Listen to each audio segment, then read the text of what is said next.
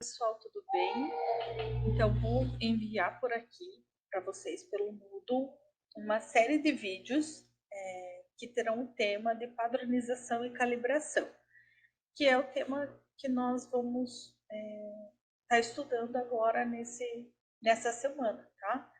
Para ir cumprindo lá a nossa ementa que faltou, é referente ao capítulo 8 do Scoob, certo? Então, assim, depois eu mando para vocês a apresentação de slides. Essa apresentação ela vai inteira, de todos os vídeos que eu gravar, mas eu decidi gravar pausadamente, fazer vários vídeos. Primeiro porque se alguma coisa dar errada, eu tenho que começar tudo de novo. Isso já aconteceu algumas vezes que eu tive que fazer gravação desse tipo, tá? E segundo, porque para não ficar muito cansativo, né? Vocês assistem o vídeo e aí vão indo sempre para o próximo, certo? Muito bem. Então a gente vai falar sobre padronização e calibração, tá? Então o que é a calibração? A calibração é ela que vai determinar que relação que existe entre a resposta analítica que você vai obter e a concentração do analito. A gente fala assim em termos genéricos, resposta analítica, porque pode ser absorbância, se você está usando um VVIS, pode ser uma área de pico, se você está usando cromatografia, pode ser a resposta que você vai obter com a técnica que você utilizar. Vocês podem pensar, né? Isso geralmente é utilizado realizado através de padrões químicos, e aí vocês podem pensar assim: tá, professora, mas a gente está fazendo aula de química analítica quantitativa clássica. Você está falando do VVIS, de cromatografia, essas coisas, né?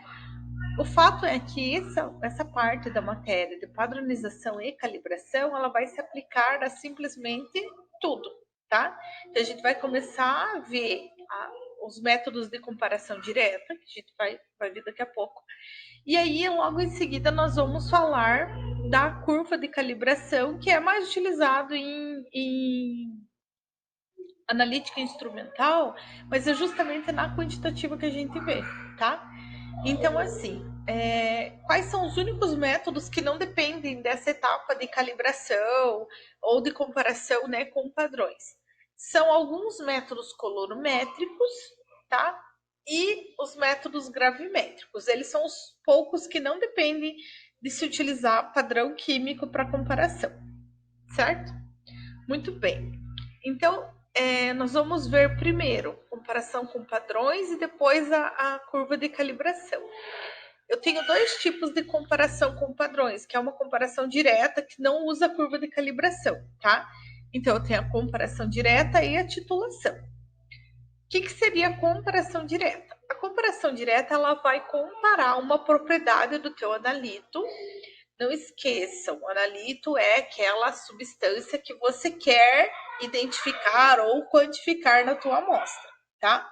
Então, vai comparar uma propriedade do analito ou o produto de uma reação do analito com um padrão, né? Então, de maneira que a propriedade que está sendo avaliada se iguale àquela do padrão. Então, por exemplo, assim, a cor produzida como resultado de uma reação química do teu analito produzida pela reação de um padrão. Então, você tem uma substância que é o teu padrão, e que, na verdade, é a mesma substância que você está querendo buscar, né? Só que a tua solução, pode ser solução, pode não ser, né? Mas o teu padrão, você sabe exatamente a concentração dele, enquanto o teu analito você não sabe. Mas estamos falando da mesma espécie, né? Então, o que você vai fazer? Você vai fazer, nesse caso aqui, só por comparação direta, você faz uma reação com o padrão e dá determinada cor. Por exemplo, se a gente reagir álcool etílico, com dicromato de potássio, o dicromato, não sei se vocês lembram, mas ele é laranja, meio. Vamos dizer assim que seja laranja, né? A cor. Ao acontecer a reação, é uma reação de óxido-redução, e ele vai passar a cor verde. Esse tipo uma reação em que os bafômetros bem antigos, eles eram baseados nisso, né? Na verdade, até hoje são baseados nessa reação de oxidorredução do álcool, mas antes era um método só colorimétrico. Se ficasse verde é porque tinha álcool no sangue, na verdade, a bafômetro soprando, né? Tinha álcool lá na respiração da pessoa, e isso significava que ela bebeu.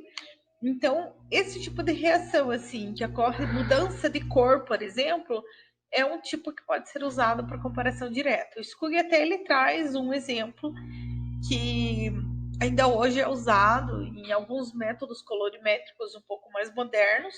Não é comum, tá? Comparação direta. Mas alguns métodos mais modernos usam a comparação para determinação biosensores, né? Determinação da presença de aflatoxinas em alimentos, por exemplo.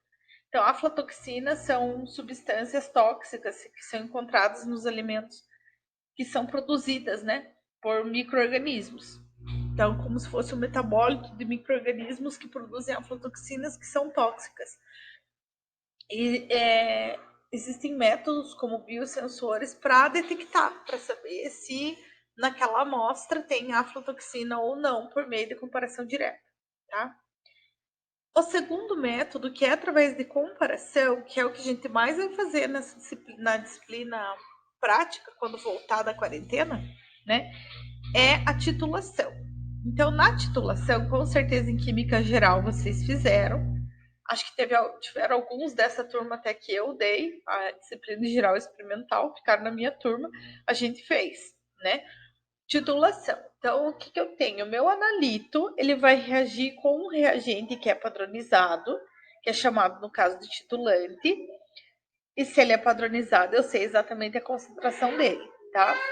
Em uma reação que tem uma estequiometria bem conhecida. Então, eu sei qual que é a proporção, quantos mols do meu analito reagem com quantos mols do meu padrão, tá? Então, o que vai, a gente coloca lá o titulante na bureta, vocês estão vendo o desenho aqui, né? Vocês escutaram os gritos, é meu filho, tá?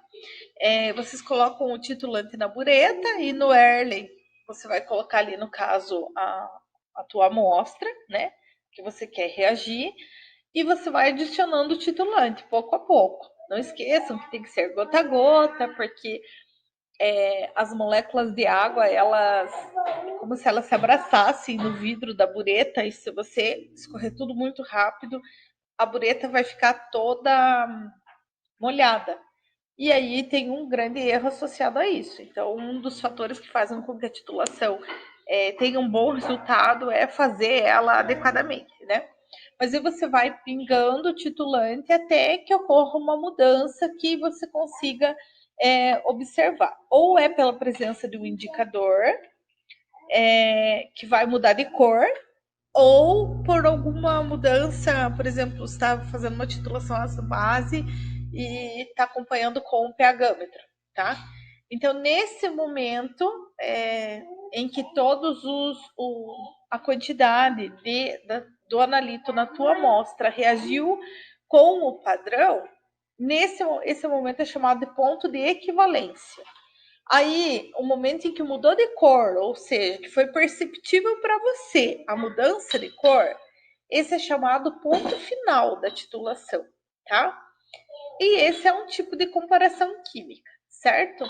Então, eu tenho ali um exemplo, né? Um exemplo clássico e que foi o que a gente fez lá nas aulas de geral.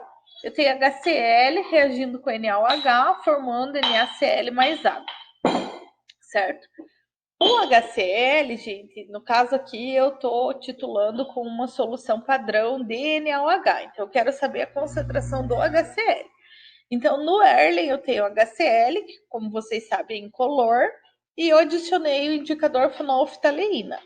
A fenolftaleína, em meio ácido, também é incolor.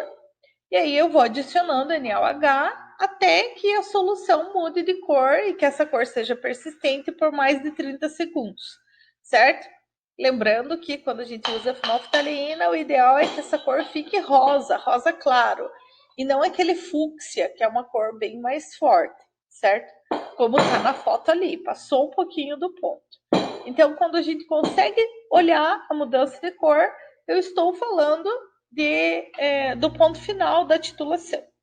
Gente, eu não vou me estender muito aqui em titulação, porque a gente vai ver muito justamente nos próximos tópicos das próximas semanas, né? Que a gente vai ver lá a volumetria, certo? Então, a gente vai falar bastante sobre titulação, sobre indicadores, sobre os tipos de titulação, de reações ácido-base, precipitação, complexação e entre outras. Então, essa é a primeira etapa, é o primeiro videozinho sobre comparação com padrões. O próximo a gente vai falar sobre curva de calibração, certo?